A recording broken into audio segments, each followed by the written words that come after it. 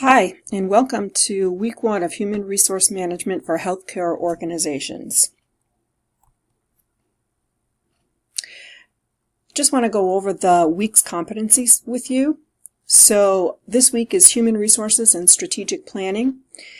You should be able to analyze theories of management integrating human resource planning into the organization's strategic plan, and then know how it affects quality and cost-effective healthcare to consumers for our patients.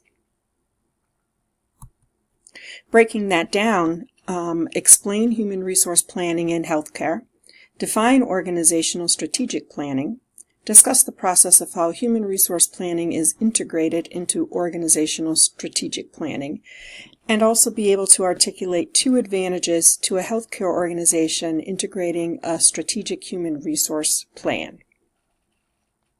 Why is it beneficial for a healthcare organization to have a human resource plan that's strategic? A human resource strategic plan should be an organization's high priority.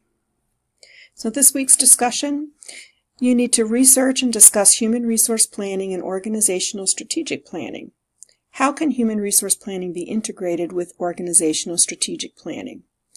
Then discuss an issue that has occurred in one of your work settings. It could be in healthcare or in another industry if you haven't worked in healthcare before, that relates to human resource planning, such as changes in staffing patterns, HR policies, and benefits.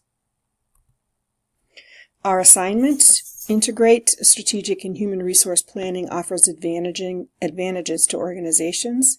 We want you to research and discuss some of those advantages. List 4 steps involved in integration and how they might apply to healthcare settings.